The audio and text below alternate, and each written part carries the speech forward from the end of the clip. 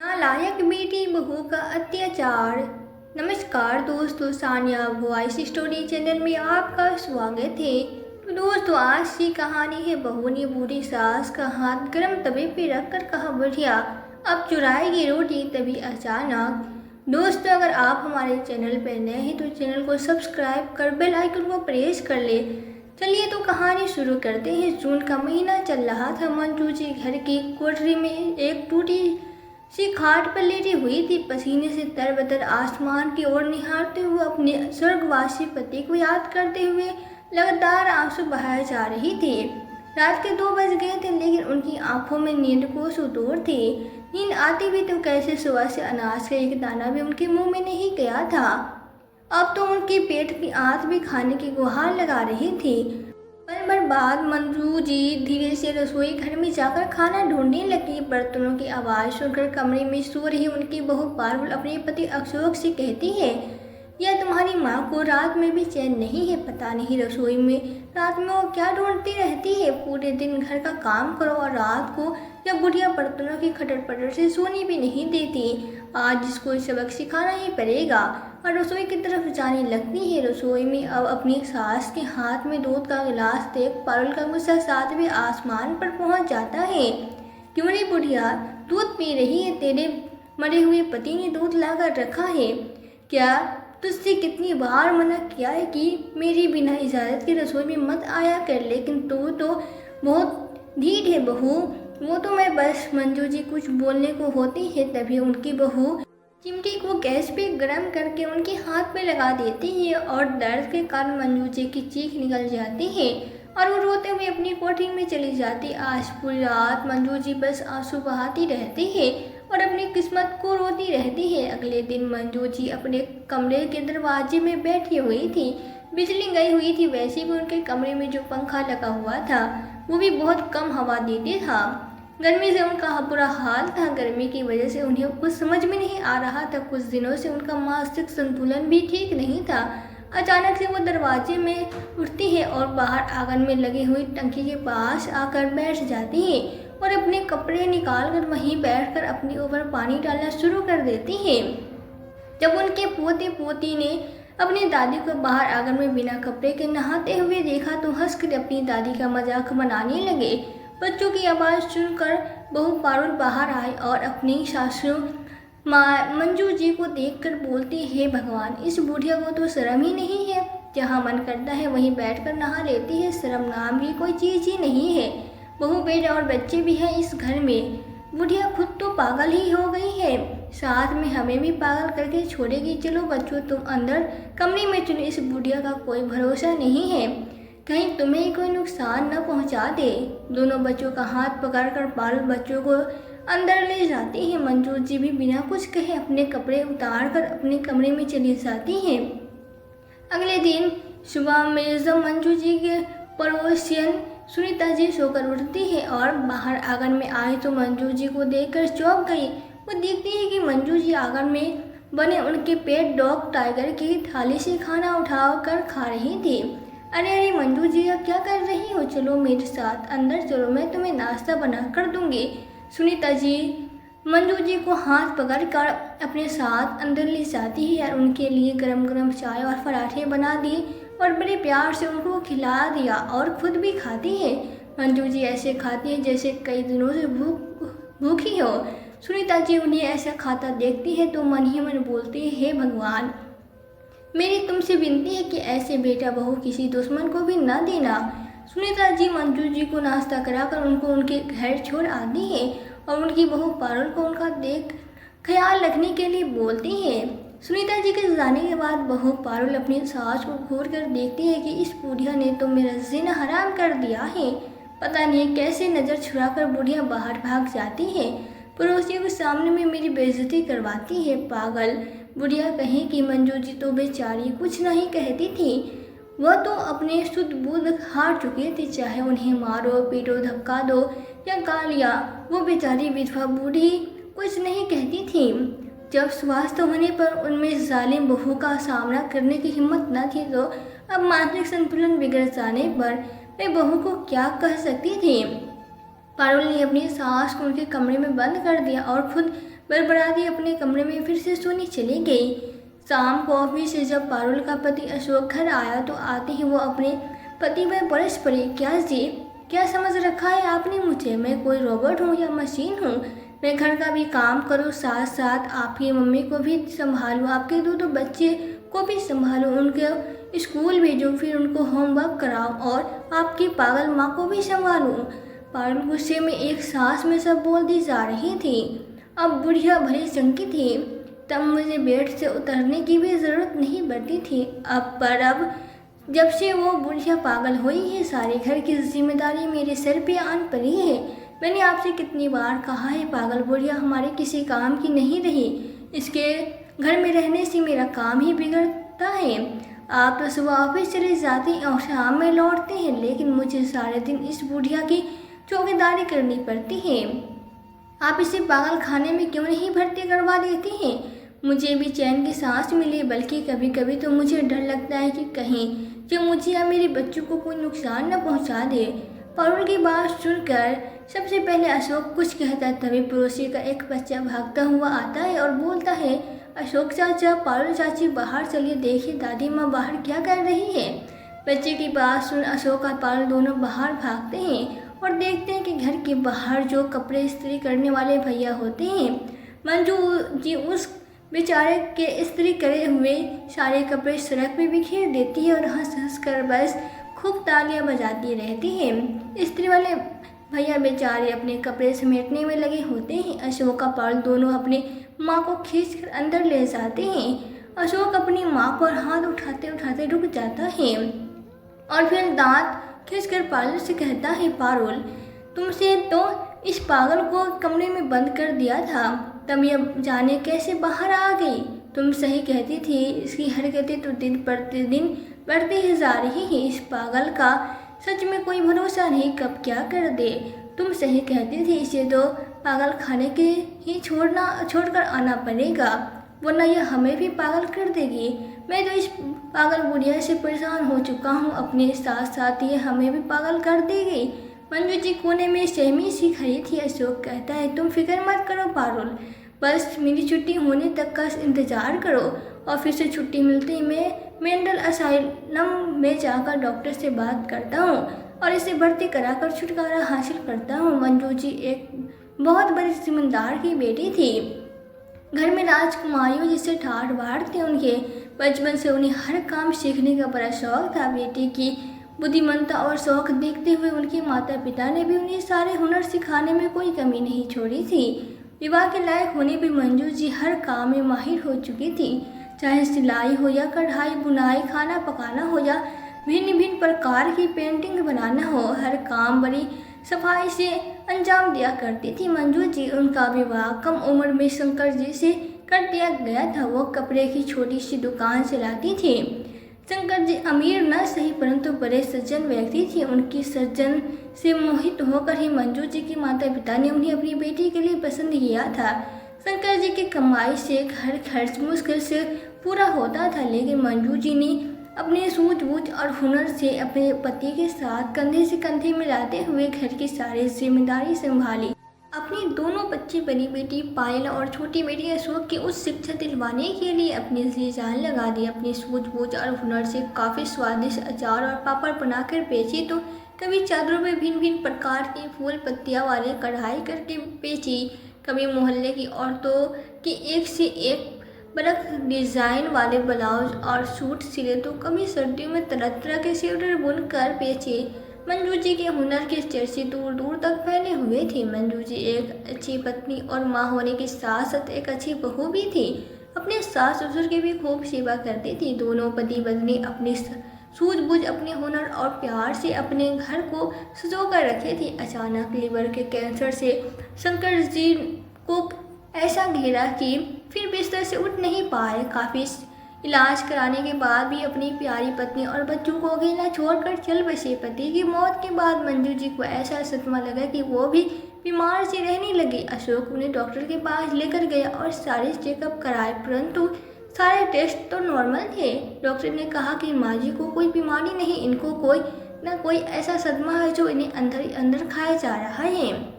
अब माँ जी का खाने पीने का भली भांति ध्यान रखे और उन्हें खुश रखे, अपने आप जिंदगी की तरह लौट आएगी। शंकर जी के गुजर जाने के बाद तो मंजू जी और भी मेहनत की थी। बेटी पायल की शादी तो शंकर जी अपने जीवित में ही कर दिए थे, परंतु अशोक तब तक पढ़ाई कर रहा था। पायल शादी के 5 साल बाद कनाडा में सेटल हो गई थी। वहाँ पर पायल और उसके पति राहुल जी दोनों ही जॉब करते थे, इसलिए पायल माँ से बात करने का कम ही समय निकाल पाती थी। मंजू जी को सुनाई भी कुछ ऊंचा ही देता था, इसलिए पायल अपने भाई से ही फोन पर माँ की तबीयत मालूम कर लेती थी। अशोक की जिम्मेदारी अभी मंजू जी के कांधों में बाकी थी, इसलिए खुद को किसी तरह संभाला और वापस जिंदगी की तरह लौट आई। अशोक भी पढ़ लिख कर एक नौकरी पर लग चुका था, इसलिए सोचा कि क्यों ना अशोक का विवाह कराकर एक प्यारी सी बहू घर लाई जाए। बहू के आने से घर में रौनक तो होगी ही, साथ ही साथ वो घर के काम में भी मेरी हाथ बटाएगी, तो मैं भी अपने घर के 70 काम संभाल पाऊंगी। लेकिन मंजू जी को क्या पता था कि पारुल के रूप में वो दुल्हन नहीं अपने घर में नागिन लेकर आ रही है, जो उसको डस कर धकार भी नहीं लेगी। अभी तो पति की मौत के जख्म भी न भरे थे, अभी तो मंजू जी का सदमा उनके दिल और दिमाग से नहीं निकला था। ऊपर से बहू के बर्ताव ने उनके सिर से उसी राह पर लाकर खड़ा कर दिया था। घर की जिम्मेदारी तो मंजू जी ने न जाने कब से संभाली हुई थी, परंतु पारुल बात बात पे उनको जो मेंटल टॉर्चर करती थी वो उनके बर्दाश्त के बाहर था। मंजू जी अपने घर में बैठी हुई थी, तभी बहू चिल्ला कर कहती है, बुढ़िया ओ बुढ़िया, अरे कहाँ मर गए, जरा मेरे लिए एक गिलास पानी तो लेके आना। मंजू जी ने कहा, अभी लाई बहू। मंजू जी जल्दी जल्दी बहू के लिए पानी लेकर आती है, तो बहू पानी पीने की बजाय फेंक देती है और कहती है, बुढ़िया इस गिलास में नहीं, नए वाले गिलास में लेकर आ। मंजू जी दोबारा नए वाले गिलास में पानी लेकर आ जाती है, तो पारुल फिर से पानी उड़ेल देती है और कहती है कि बुढ़िया नॉर्मल पानी नहीं, मुझे चिल्ड पानी चाहिए, जा दोबारा लेकर आ।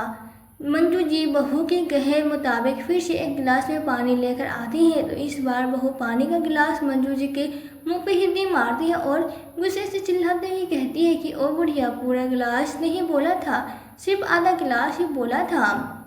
मंजू जी फिर से बहू का आधा गिलास पानी लाकर देती है, तब बहू पानी पीती ही पारुल का इस तरह का बर्ताव क्या करती थी मंजू जी के साथ। एक बार मंजू जी चुप होकर उठी थी, उनको कुछ अजीब सा लगा। उन्होंने अपना सुंदर चेहरा आईने में देखा तो चिल्ला उठी। पारुल ने उनके लंबे घने बाल काट डाले थे। मंजू रोते रोते बेहाल हो गई थी। हे भगवान, मेरे इतने लंबे घने बाल काट डाले। रोते रोते उन्होंने अपने लहराते बाल याद आ रहे थे। इसी तरह पारुल ने कई बार अपनी सास की नई नई साड़ियाँ भी कैंची से कुतर डाली थी। तब भी मंजू जी बहुत रोई थी। पारुल जानबूझकर कभी मंजू जी की चाय में चीनी की जगह नमक डाल देती थी, कभी उनके वॉशरूम को लॉक कर देती थी। मंजू जी बाथरूम में तो चिल्लाती, तब काफ़ी देर बाद जाकर बाथरूम का लॉक खोलती थी। वो बाथरूम में बदहवास ही बाहर निकलती। अशोक और पारुल के हाथों की कठपुतली बन चुका था। वो उन सारी प्रार्थनाओं और पीड़ा को भूल चुका था जो उसकी माँ ने सिर्फ और सिर्फ उसकी खातिर सहे थे। उधर पारुल की हरकतों की वजह से मंजू जी की दिमागी हालत दिन प्रतिदिन बिगड़ती जा रही थी। उनकी बहू पारुल उन्हें खाने को भी ठीक तरह से नहीं देती थी, जिसकी वजह से मंजू जी दिन प्रतिदिन कमज़ोर भी होती जा रही थी। डॉक्टर ने तो शंकर जी की मौत के वक्त ही कहा दिया था कि मंजू जी को हर तरह की टेंशन से दूर रखा जाए, लेकिन टेंशन तो बहुत छोटी चीज़ है। यहाँ तो पारुल के रूप में टेंशन का बहुत बड़ा पहाड़ उन पर टूट पड़ा था। पायल अपनी माँ से मिलने के लिए बहुत ज़्यादा उत्साहित थी। पूरे 3 साल बाद अपनी माँ को देखने वाली थी। उसने इंडिया आने के लिए काफ़ी दिन पहले से ही तैयारी शुरू कर दी थी। अपनी माँ के लिए उनके उपहार खरीद कर जब भी वक्त मिलता उनके पैकिंग में लग जाती थी। अरे यह मैं तो भूल ही जाती, मेरा दिमाग भी ना जाने कैसा हो गया है। पायल हर बार में पैकिंग करते हुए बोली, हाँ पायल, तुम्हारा दिमाग अब पहले वाला नहीं है जो एक बार में ही सब याद रह जाता है। देखो, तुमने यह भी नहीं रखा है, मैं लाया हूँ। पायल के पति राहुल ने उसे ड्राई फ्रूट के पैकेट्स पकड़ाते हुए कहा, हाँ मम्मी देखो, यह भी रह गया। पायल के बेटे मुन्ना ने अपनी नानी की रिंग देते हुए कहा। अरे हाँ हाँ, ये तो भूल ही गई थी। अच्छा सुनो जी, हमारी सब पैकिंग रेडी है, आप फिर भी एक बार घर में नज़र मार लेना, कुछ रहा तो नहीं। ठीक है पायल, मैं देख लूँगा। इस तरह उनके यहाँ इंडिया आने की पूरी जोर शोर से तैयारी चल रही थी। फिर अगले दिन वे इंडिया एयरपोर्ट पर पहुँच जाते हैं। अपनी धरती में पैर रखते ही दिल बाग बाग हो रहा था। अपनी आँखों को पूरे 3 साल बाद अपना वतन देख रहे थे तो खुशी का ठिकाना ही नहीं था। एयरपोर्ट से घर आने तक पायल को सफ़र के दौरान एक औरत मिली गई थी, जिससे पायल ने सब बातें बताई कि वो 3 साल बाद इंडिया अपने देश अपने घर जा रही है और अपनी माँ की सारी बातें सारे हुनर बता डाले। आंटी जी, मेरी माँ ऑल राउंडर है। ऑल राउंडर, मुझे गर्व भी अपनी माँ पर। कोई काम ऐसा नहीं जो उन्हें नहीं आता हो, हर काम में परफेक्ट है मेरी मम्मी, पायल ने बड़ा इतराते हुए कहा। हाँ बेटी, होगी ही तुम्हारी माँ बहुत हुनर वाली पहली औरत जो खूब माहिर होती ही थी, लेकिन तुम्हारी माँ बहुत संस्कारी है, यह तो तुम्हें देखकर तुमसे बात करके ही पता चल चुका है। पायल अपनी माँ की तारीफ सुन गदगद हो उठी। बातों बातों में सब्र कब पूरा हो गया पता ही नहीं चला। अब आंटी जी को भी अलविदा कहने का समय आ गया था। आंटी जी, कभी घर आना तो माँ से मिलना। हाँ बेटा, कभी मौका मिला तो ज़रूर आऊँगी। ठीक है बेटा, चलती हूँ। ठीक है आंटी जी, बाय बाय। दोनों एक दूसरे को बाय बोलती है और फिर दोनों अपने अपने रास्ते चल दी। घर थोड़ी सी दूर पर था। मंजू की धड़कनें तेज हो रही थी। जैसे ही घर के बाहर पहुंची तो देखते हैं घर के बाहर कुछ लोग इकट्ठा हैं। लोगों को अपने घर के बाहर इकट्ठा देख पायल घबरा गई। वो गाड़ी से उतरी, आगे बढ़ी तो लोगों में कुछ बातें चल रही थी। उसने जानने की कोशिश की तो उसे कुछ पता ही नहीं चला। बस लोग आपस में खुसर फुसर में लगे हुए थे। उसका दिल बैठा जा रहा था। घर के अंदर घुसी तो देख उसके पैरों तले जमीन खिसक गई। उसकी आंखें फटी के फटी रह गई। पीछे से राहुल और मुन्ना आए तो उसके भी होश उड़ गए। देखते क्या है कि माँ को जंजीरों से बांधा हुआ है। बिखरे बाल, काले नाखून, सूखे होठ, काली त्वचा, फटे कपड़े, नंगे पैर, हाल बेहाल उसकी माँ सर झुका जंजीरों में बंधी बैठी है। मंजू पारुल की आंखों के आगे अपनी माँ की तस्वीर उभरने लगी। उसकी माँ वही की माँ जिसने उसे विदेश भेजते हुए कई बातें याद रखने को बोली थी। वही साफ सुथरी माँ जिसे जरा भी ऐसी गंदगी बर्दाश्त नहीं थी। वही दिमागदार माँ जो हर काम चुटकी बजाय कर लिया करती थी। वही माँ जिसने हमें परवरिश दी। ये सब सोचते हुए उसने माँ की तरफ बढ़ी और नीचे की फर्श पर माँ के पास बैठ गई और सबसे पहले अपनी माँ को जंजीरों की जकड़ से आज़ाद किया। फिर माँ का हाथ पकड़ा तो माँ डर गई। माँ, मैं पायल हूँ, आपकी पायल, आपकी बेटी, आपकी प्यारी बेटी। माँ ने उसे गौर से देखा और पहचानने की कोशिश करने लगी, क्योंकि माँ ही एक ऐसी प्राणी है जो पागल हो जाए तब भी अपनी औलाद को नहीं भूलती। उन्होंने बहुत गौर से पायल को देखा तो बोले, पायल, मेरी पायल। क्या? हाँ माँ, आपकी पायल। इतना सुन माँ बिलक बिलक कर रोने लगी। पायल ने अपनी माँ को सीने से लगा लिया। एक तरफ खड़ी पारुल भी यह नज़ारा देख रही थी। राहुल और मुन्ना भी माँ के पास आकर बैठ गए थे।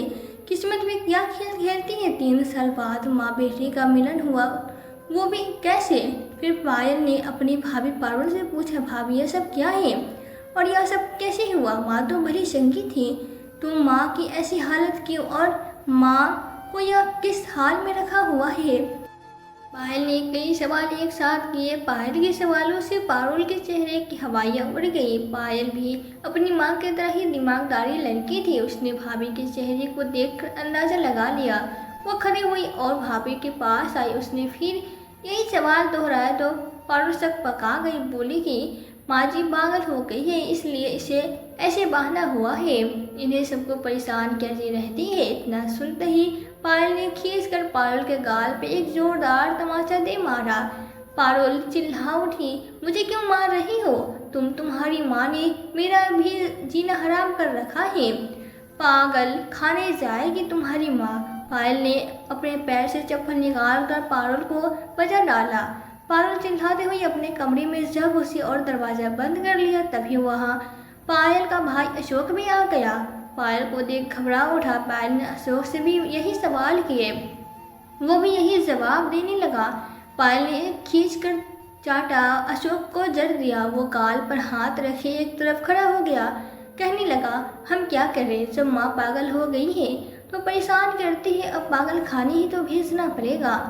मेरी बात हो गई है, यह कल पागल खाने ही जाएगी। पागल खाने मान ही तुम लोग जाओगे, तुम्हारे ऊपर मेंटल हरासमेंट का केस करूँगी, तुम्हें जेल भिजवा कर ही रहूँगी मेरी माँ की क्या हालत बना डाली है तुम पापी लोगों ने।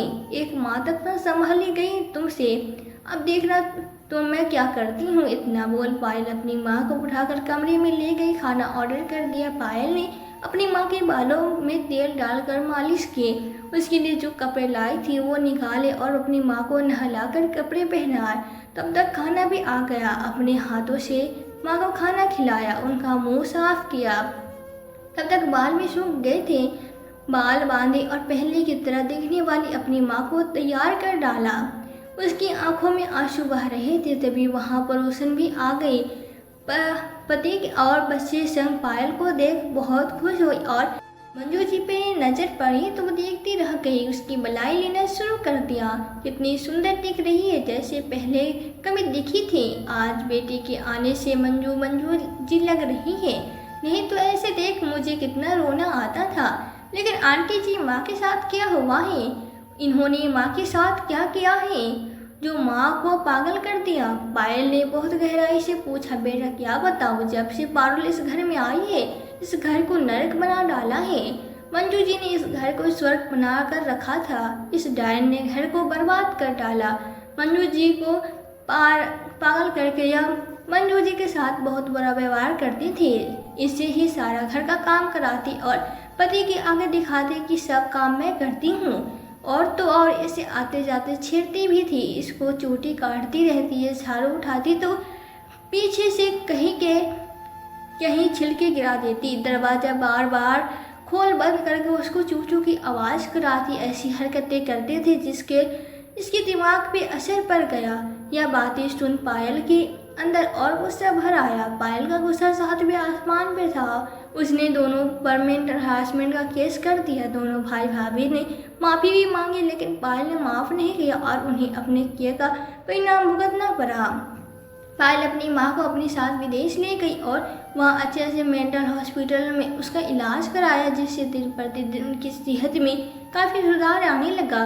वे अपने पुराने जीवन की ओर लौटने लगी और एक दिन बिल्कुल सही पहले की तरह भरी चंगी हो गई। पायल अपनी माँ की सेवा में कोई कमी नहीं करती थी और राहुल और मुन्ना भी उनकी सेवा के आगे पीछे रहते थे।